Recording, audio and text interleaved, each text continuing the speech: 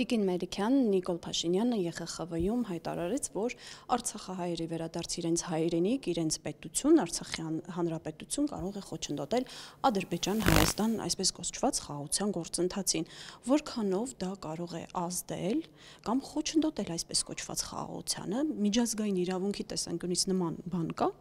Ըստ էության առաջին անգամ չի, որ նման միտք արտահայտվել է, ավելի վաղ շրջանում օգոստոսին դեռևս մենք արձանագրել ենք հարցազրույցներից մեկում, երբ որ վարչապետը նման միտք է հնչեցրել, եւ դրան արձագանք իրականում մեր կազմակերպությունը, գործընկեր կազմակերպությունների հետ համատեղ հայտարարություն էր տարածել Մինսկի խմբի լուծարման հենց հետ կապված, որտեղ այդ մտքին նույնպես անդրադարձել ենք, նշելով, որ ըստ էության, եթե խաղաղության մասին է խոսքը գնում, իսկ խաղաղության տարերից կամ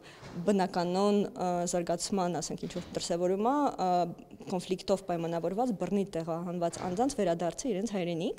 այսինքն ասել, որ կարող է խոչընդոտել խաղաղությանը, կարծես թե տրամաբանությանն է հենց խաղաղության գործընթացին հակասում։ Երկրորդ միտքը, որ կուզենամ հնչեցնել, դա այն է, որ միջազգային իրավունքում, այդ ունև փախստականների, միջազգային իրավունքում մի քանի լուծում է նախատեսված կոնֆլիկտով պայմանավորված բռնի տեղահանված անձանց ապագայի առումով, դա կամ նոր երկրում ինտեգրվել է ապրելը, ու հենց այդ տարբերակն է, կարծես թե վարչապետը հիմա առաջ տանում, եւ երկրորդը ոչ պակաս կարևոր, իրենք հավասարապես կարևոր ու արդյունավետ լուծումներ են համարվում, հայրենիք վերադառնալն է,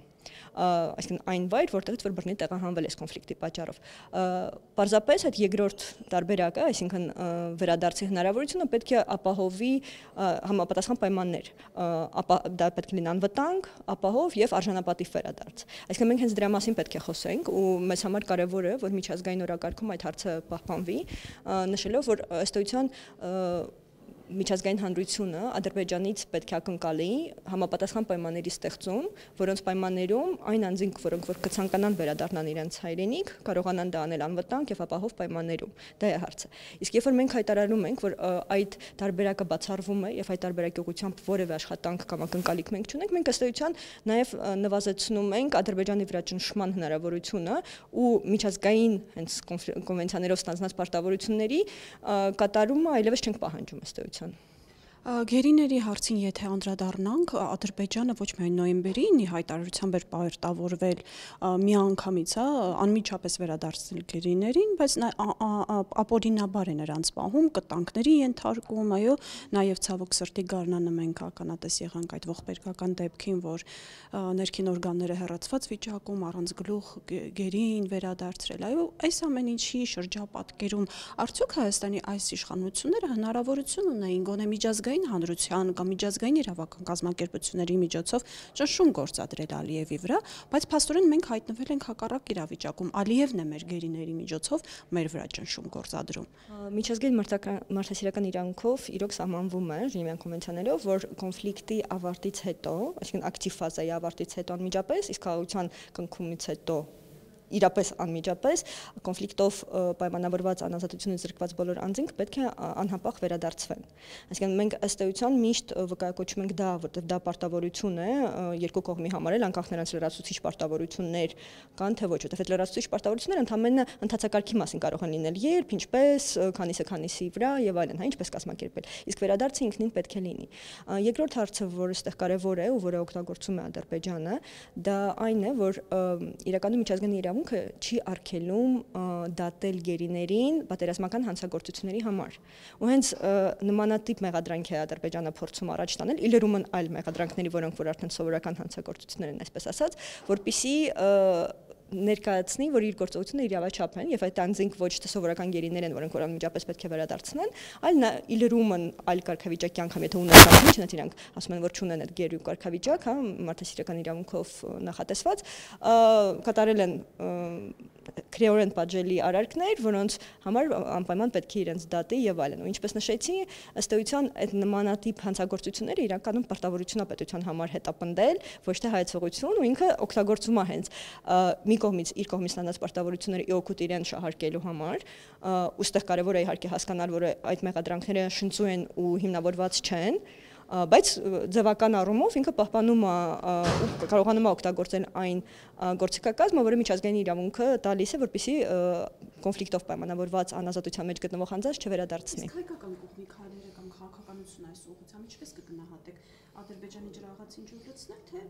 պարզապես իրավիճակ։ Կարծում եմ, որ իրականում բանակցային դիրքերը բնավ Հայաստանի համար բարենպաստ չեն, եւ շատ դժվար է պահանջներ ներկայացնել կամ նախապայմաններ։ Մյուս կողմից կարծում ենք, որ Հայաստանի կառավարությունը պետք է անդադար ջանքեր գործադրի միջազգային հարթակներում, թեկուզ ոչ հրապարակային, բայց անընդհատ այդ պահանջատիրությունը ցույց տալու ու խնդրի կարևորությունը ցույց տալու։ Հենց դրա համատեքստում իրականում մի քիչ մտահոգի չեն այն ձևակերպումները, որոնք որ օգտագործում են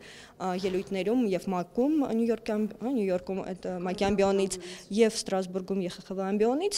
շատ ավելի չեզոք արտահայտությունը, որ անազատության մեջ պահվող անձանց հարցը պետք է հասցեագրել, որը որ ըստ էության իր մեջ գուցե այդ պահանջատիրության տարը չի պարունակում եւ գուցե չընկալվի միջազգային հանրության կողմից որպես կարևորագույն հարց, որը որ շատ կարևոր է խաղաղության գործընթացի համատեքստում, այդ թվում նաեւ վստահության ամրապնդման համար, այսինքն որպեսզի վստահ լինես, որ այն մյուս կողմը իրոք պատրաստ է խաղաղության եւ այն պարտավորությունները, որոնք որ նախատեսված են խաղաղության պայմանագրով, ի կատար կացվեն, հատկապես եթե չկան լրացուցիչ երրորդ կողմի կողմից երաշխիքներ այդ պայմանագրի ապահովման համար։ Ի վերջո ՄԱԿ-ի ամբիոնից Ալիևը հայտարարեց, որ Հայաստանը կապիտուլացված երկիր է, խոսեց միջանցքի մասին, որին Նիկոլ Փաշինյանը պատասխանեց արդեն Ստրասբուրգից, քարտեզով ցույց տվեք ինձ այդ միջանցքը որտեղով է անցնում եւ այլն եւ շատ փորձագետներ ասացին, որ Նիկոլ Փաշինյանի այդ ելույթը եւս մեկ հնարավորություն էր Ալիևին տալու ռազմական ագրեսիայի միջոցով այդ միջանցքի հարցը լուծել։ Ձեր գնահատականը։ Ցանկացած ուժի գործադրում այլ պետության տարածքի նկատմամբ բնավ արգելված է միջազգային իրավունքի կողմից ու հենց ՄԱԿ-ի կանոնադրությամբ, ուստի անկախ նպատակահարմարությունից կամ այլ պայմանավորվածությունից ուժի գործադրման ցանկացած լուծում փնտրելը ոչ իրավաչափ է Ադրբեջանի կողմից։ Ու հենց իրականում այդ ուժի գործադրման սպառնալիքի ներքո որոշ պայմանավորվածությունները միտված էին սաստելու կամ կանխարգելելու դա։ Ու միջազգային հանրությունը վստահորեն հենց դրա համար աջակցում է կամ ողջունում է այս խաղաղության գործընթացը, քանի որ դա թույլ է տալիս խուսափել պոտենցիալ ուժի գործադրման այլ դրսևորումներից Ադրբեջանի կողմից։ Այսինքն որևէ իրավաչափ պատճառ միջազգային իրավունքը չի տալիս ուժի գործադրմամբ հասնել թեկուզ որևէ այլ գործարքի կամ պայմանավորվածության ապահովմանը։ Այսինքն 10 կամ չ10 ինչ որ առիթ, դա իրականում վստահ եմ, որ այն պետությունները, որոնք որ դիմում են ուժի գործադրմամբ, իրենց առիթ պետք չէ տալ, այսինքն պետք էլ չի առիթ, իրենք եթե ցանկանում են հասնել ինչ որ նպատակի ու ուժի գործադրում են, կարող են դա անել անկախ ելույթներից։ Եվ ի ամփոփում մեր զրույցի այդ գործընթացը դուք խաղաղության գործընթաց կանվանեիք, մասնագիտական ձեր բնորոշումը ինչպիսին է Հայաստան-Ադրբեջան այս process-ը։ Վստահ եմ, որ խաղաղության հասնելը շատ կարևոր է Հայաստանի հասարակության համար եւ ընդհանուր առմամբ այդ գաղափարը շատերը կիսում են։ Այլ բան է, որ մենք ունենք հենց գործընթացի հետ կապված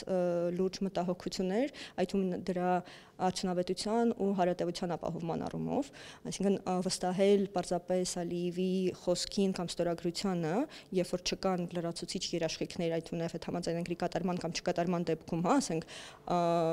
չկան կամ չեն լինելու ստորագրելուց հետո միջազգային դատական ատյանների միջոցով հայցեր ներկայացնելու ինչ որ տարբերակներ, փոքր ինչ կասկածի տեղիք են տալիս հաշվի առնելով հենց Ադրբեջանի իշխանությունների վարքագիծը նախկինում արձանագրված, մյուս կողմից վստահ եմ, որ շատ կարևոր է, որպեսզի խաղաղության պայմանագրի շրջանակներում հասցեագրվեն նաև մարդու իրավունքների հարցեր։ Մենք որպես կազմակերպություն, իրավապաշտպան կազմակերպություն պնդում ենք, որ հարատև խաղաղությունը առանց արդարադատության ու առանց մարդու իրավունքների ապահովման չի կարող լինել։